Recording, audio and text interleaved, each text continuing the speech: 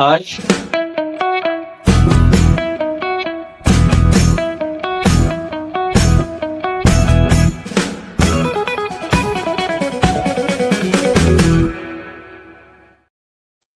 नमस्कार, एकेएन के सभी दर्शकों का मैं दिल से स्वागत करता हूँ। फिर से एक बार, एक दिन और एक प्रयास। और इस प्रयास में हम आपके साथ हर रोज एक ऐसी खबरों को लेके आते हैं जिन्हें आम आदमी पार्टी के कार्यकर्ताओं को, नेताओं को, सपोर्टर्स को, सबको जानना चाहिए। क्योंकि आम आदमी पार्टी कल की और आज की इस देश की उम्मीद है। और इस उम्मीद में की जब बात करते हैं तो सबसे बड़ी मुझे लगती है वो है गुजरात, क्योंकि मैं भी खुद गुजरात से हूँ। तो हम दिलीप भाई को स्वागत करते हैं। इंजीनियरिंग कर चुके हैं, इंजीनियर हैं दिलीप भाई त्रिवेदी, और मैं आपको आमंत्रित करता हूँ गुजरात की प्रमुख खबरें जो आज हमें जाननी चाहिए, उसे बताइए। जी प्रणाम सबको, तहे दिल से नमस्कार। और आज की गुजरात की पहली बड़ी खबर है, अहमदाबाद के ओडव एरिया में विस्तार में जो पीने का पानी होता है उसमें सीवेज की पानी भी मिक्स हो गई, तो उससे बहुत हेल्थ इफेक्ट हुआ है। और इसके चलते जो वहाँ के मुकेश नगर सोसाइटी है, वहाँ के जो रेसिडेंशियल लोग होते हैं, उन्होंने आम आदमी पार्टी का अप्रोच किया था, जिसमें डॉक्टर करण बारोट, जयमीन देसाई, ईश्वर देसाई, ये सारे हमारे नेता वहां पर विजिट के लिए भी गए। और वहां पे एक अनूठा प्रदर्शन भी हुआ और इसका जोर शोर से विरोध हुआ, क्योंकि पीने का पानी हेल्थ को भी इफेक्ट करता है, आप सब जानते हैं। तो ये बहुत ही ये विकास है बीजेपी का, और विकास मॉडल का लाइव एग्जाम्पल है। दूसरी बड़ी खबर है, झगड़िया में आम आदमी पार्टी के विधायक चैतर वसुआ जी हैं, उनकी एक सभा हुई थी जिसमें बहुत सारा ह्यूज अमाउंट में जन सैलाब और बहुत अच्छा रिस्पॉन्स मिला है, जिसमें बीजेपी और कांग्रेस के भी नेता शामिल हुए थे। और परिवर्तन की जो लहर थी वो बुलंद हो गई है, और गुजरात में परिवर्तन होगा, इसका एक निशान देखने मिला है। और अब इच्छनीय है कि परिवर्तन हो। तो ये दो न्यूज गुजरात से है सर। बहुत बहुत आभार आपका। मैं केसरी मैम को आमंत्रित करता हूँ कि आज आप कहाँ की खबर बता रहे हैं हमें, और क्यों बता रहे हैं, ऐसी क्या इंपॉर्टेंट है। Yes Kesari ma'am. मैं पंजाब की न्यूज बता रही हूँ। नमस्ते सबको। मान सरकार की मुख्यमंत्री स्वास्थ्य योजना गरीबों और मध्यम वर्ग के लिए वरदान साबित हो रही है। अब महंगे इलाज के लिए लोन या मदद की जरूरत नहीं है, क्योंकि सभी के लिए 10 लाख रुपए तक का मुफ्त इलाज उपलब्ध है, जिससे हजारों परिवारों को बहुत बड़ी मदद मिल रही है। दूसरी खबर है, पंजाब पुलिस ने विदेश में बैठे गैंगस्टरों द्वारा जबरन वसूली के पैसे से बनाई गई संपत्तियों की जांच शुरू कर दी है। ऑपरेशन प्रहार 2 के सामने सोमवार से पूरे राज्य में वांछित अपराधियों को निशाना बनाकर अभियान चलाया जाएगा। डीजीपी गौरव यादव ने कहा कि अधिकारियों ने पहले ही जांच के तहत संपत्ति की पहचान कर ली है। इन संपत्तियों को जब्त करने का फ्रीज करने के लिए कानून प्रक्रिया का पालन किया जाएगा। बीजेपी केंद्र सरकार नहीं चाहती कि दिल्ली पंजाब के आप सीएम और मंत्री विदेश जाए। ऐसी यात्राएं जो हमारे देश के लोगों को फायदा पहुंचाती है। भगवंत मान जी को चेक रिपब्लिक और नेदरलैंड जाना था, लेकिन लास्ट मिनट में रद्द करना पड़ा, क्योंकि एमईए ने राजनीतिक मंजूरी नहीं दी। भगवंत मान जी को विदेशी निवेश की मांगने के लिए छठी प्रगतिशील पंजाब निवेश शिखर सम्मेलन माहौली में जो 13 से 15 मार्च में होने वाली है, उसके लिए जाना था। लेकिन जैसे पहले 2 बार उन्होंने इस तरह से फॉरेन ट्रिप को कैंसिल करवाया है सेंट्रल गवर्नमेंट ने, उसी तरह इस बार भी उन्हें ये रद्द करना पड़ा जाने का। बस मेरे तरफ से इतना ही। नमस्कार। शुक्रिया केशव मैम, आपने पंजाब की जो खबर बताई है वो काफ़ी इम्पोर्टेंट थी, मुझे भी ये लगता है। और मैं आज एक ऐसे शख्स को आमंत्रित कर रहा हूँ जहाँ की खबर आम आदमी पार्टी के लोग काफ़ी कम सुनते हैं, जो कि मई मैम हमारे साथ जुड़े हैं, जो कि ओडिशा की कुछ बात हमें आज बताएँगी और भी कुछ अगर जानकारी है तो वो भी हमें देंगी। मैं स्वागत करता हूँ मैम आपका, आप प्लीज़ अपनी बात रखिए। थैंक यू अनूप जी। एकेन टीवी में सबका मैं स्वागत करती हूँ। मैं ज्योतिर्मयी उड़ीसा से एक बहुत ही अच्छी खबर हाथ लगी है। हम लोग का जो चुनाव आने वाला है लोकल बॉडी इलेक्शन 2027, उसके चलते हम लोगों ने अपना शुरू कर दिया है कार्यकर्ता ने। तो उन लोगों ने किया है, हम लोग का फंड रेजिंग जो प्रोग्राम है हमने शुरू कर दिया है। और अभी हम लोग चाहते हैं कि आप लोग भी सभी उड़ीसा के यूनिट को हेल्प करें, आगे आइए और हमको समर्थन दीजिए। आम आदमी पार्टी का जो वेबसाइट है उसमें आप लोग आकर उड़ीसा स्टेट को आप अपना कंट्रीब्यूशन दे सकते हैं। और उड़ीसा में युवा संगठन भी हम लोग जोरदार से काम शुरू कर दिया है। अभी से हम लगेंगे तो जैसे दिलीप भैया ने बोला कि गुजरात में परिवर्तन आएगा, तो मैं भी सोचती हूँ कि हम लोग उड़ीसा में भी परिवर्तन लाएंगे।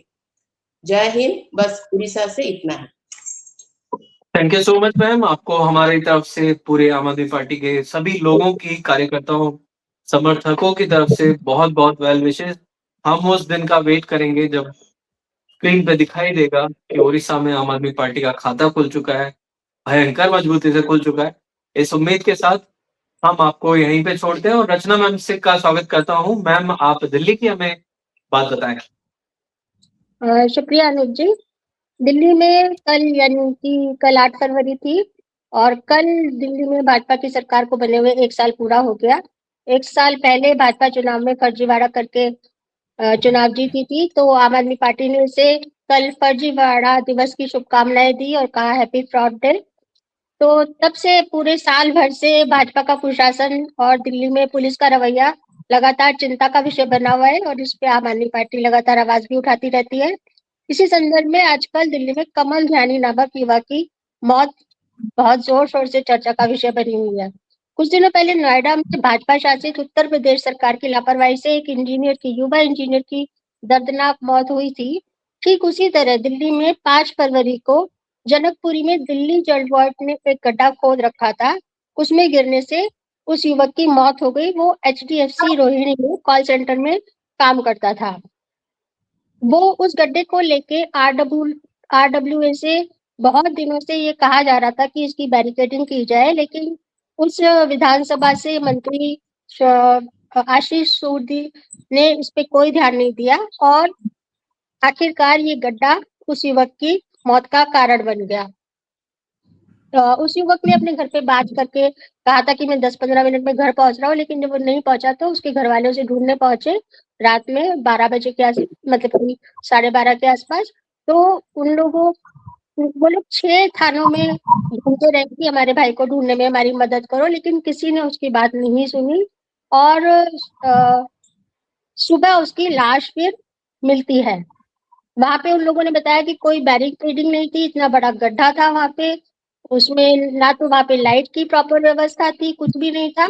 और लेकिन क्या हुआ कि आशीष सूद सुबह सुबह वहां पे क्योंकि रात में तो बैरिकेडिंग नहीं थी, प्रशासन को पता चल गया था और दबाना था मामले को, तो आशीष सूद सुबह सुबह जाके बैरिकेडिंग करा देते हैं, पर्दे वर्दे टंगवा देते हैं और जाके कह देते हैं सुबह 8 बजे कि नहीं नहीं यहाँ तो सब कुछ ठीक था और प्रशासन की कोई लापरवाही से नहीं हुआ।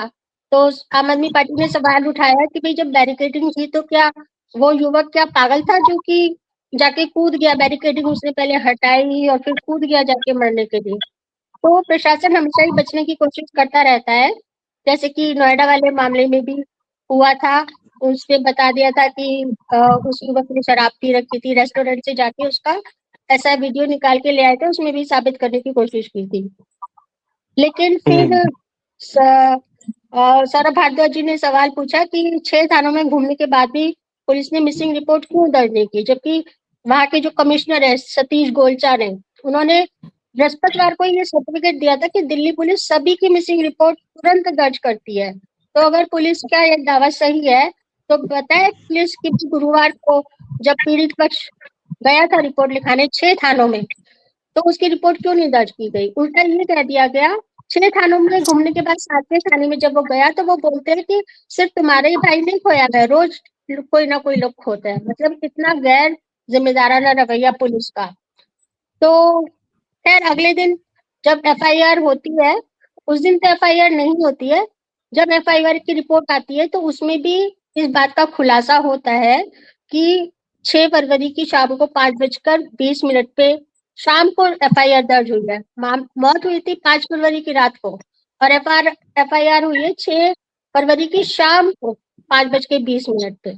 उसमें भी ये सामने आया है, पुलिस का भी झूठ सामने आ गया और मंत्री आशीष सूद का भी, जिसमें लिखा है एफआईआर में साफ लिखा है कि वहां पे गड्ढे पर बैरिकेडिंग नहीं थी, अंधेरा था, कोई गार्ड नहीं था, कोई साइन बोर्ड नहीं था। तो ऐसे में सवाल ये उठता है कि क्या दिल्ली की जनता ने अपनी जान गंवाने के लिए इस सरकार को चुना है?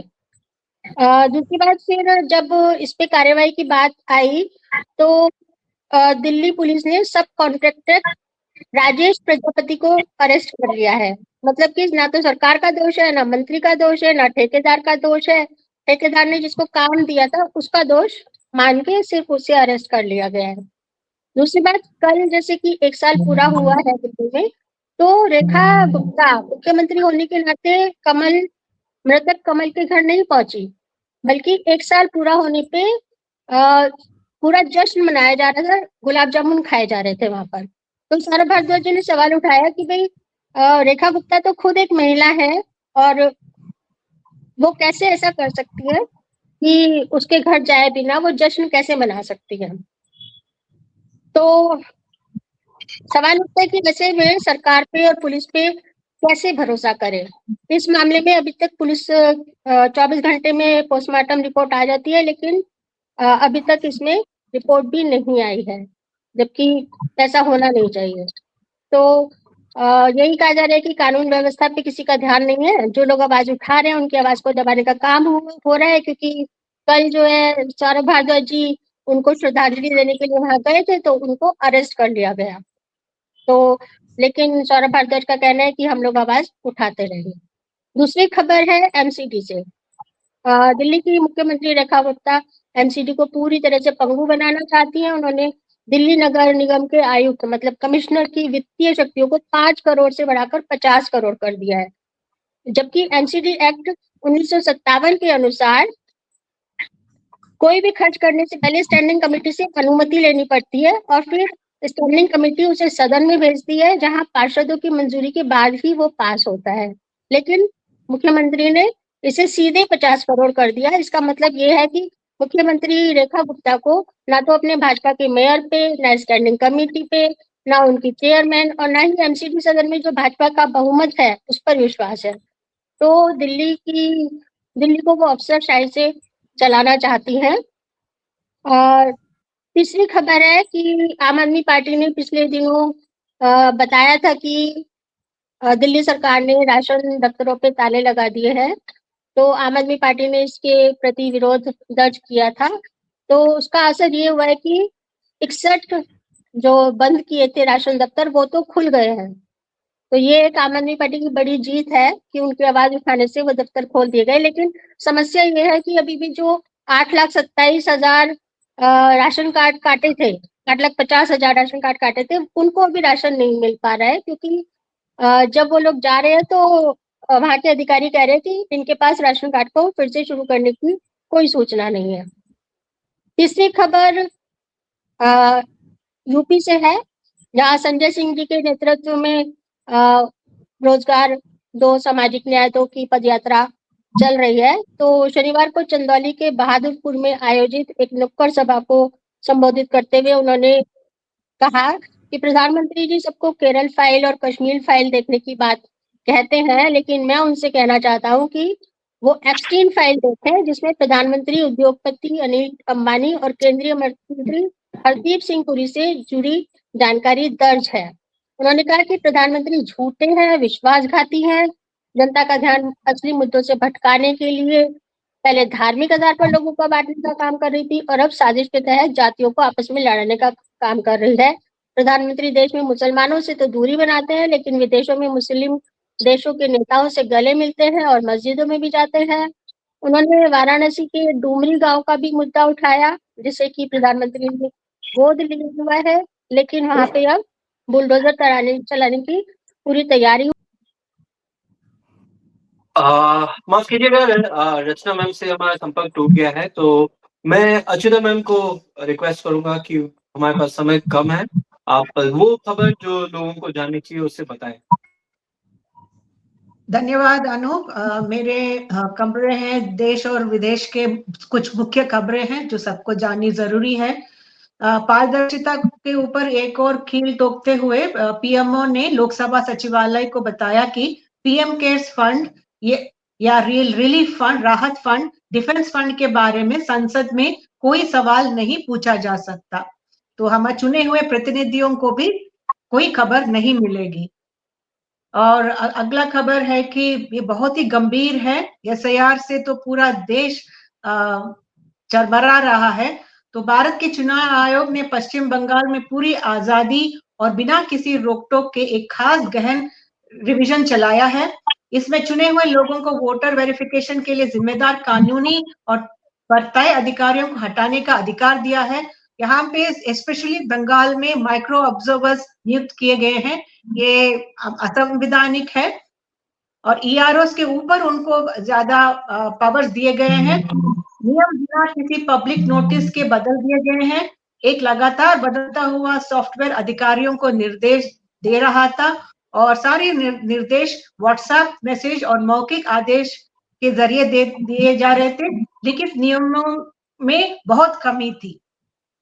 और विदेशों की खबर में भारत ने अभी इंडो यूएस डील पे साइन किया था और बहुत जोर शोर से इसको प्रचलित ढिंडोरा पीटा जा रहा है, लेकिन रशिया के प्रधानमंत्री ने कहा है कि इससे भारत को 9 से 10 अरब डॉलर का नुकसान होगा और भारतीय लोगों अपने नेताओं के फैसलों पर करीब से नजर रखेंगे और वे किसी के सामने अपमान कभी बर्दाश्त नहीं करेंगे। ये पुतिन के शब्द हैं।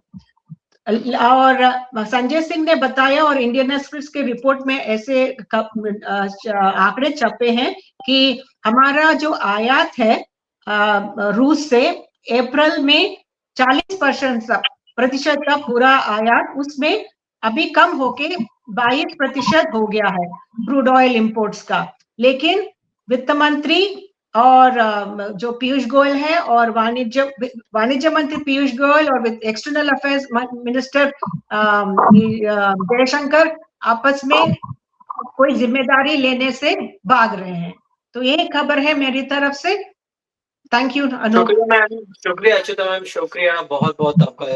जैसे बहुत ही इम्पोर्टेंट समाचार आपने बहुत ही समझदारी से बहुत ही कम समय में बताया, उसके लिए बहुत तहे दिल से शुक्रिया। मैं राज सर से कहूंगा कि आज के शो का समापन करें, वो इंफॉर्मेशन देके जो AKN के सभी दर्शकों को जरूर सुननी चाहिए, फॉलो करनी चाहिए। जी सर। थैंक यू अनूप और थैंक यू सभी साथियों, बहुत अच्छे प्रेजेंट किया न्यूज को। ये जो आपकी न्यूज का एपिसोड है 975 है। ये हमने कुछ वॉलंटियर्स 2022 में शुरू किए थे, तकरीबन 4 साल पहले। वो एक्स हैंडल के ऊपर एक स्पेस चलता है, अभी भी चालू है, 7:30 in the morning to 9:30 in the morning. आप जरूर जुड़िए। दूसरा, यही चीज बिहार का लैंग्वेज तमिल में और भोजपुरी बिहारी में भी चलता है। और तीसरा, ये NTV जिसमें आप ये न्यूज देख रहे हैं, इसके साथ एंगेज कीजिए, उसको और कमेंट कीजिए, हम और अच्छे हो जाने के लिए बताएं। और आपकी सिपाही एक प्रोग्राम है जो आम आदमी पार्टी के सिपाहियों को, योद्धाओं को हम इंट्रोड्यूस करते हैं हर फ्राइडे 9:30 बजे। वो जरूर देखिएगा, बहुत अच्छा लगेगा।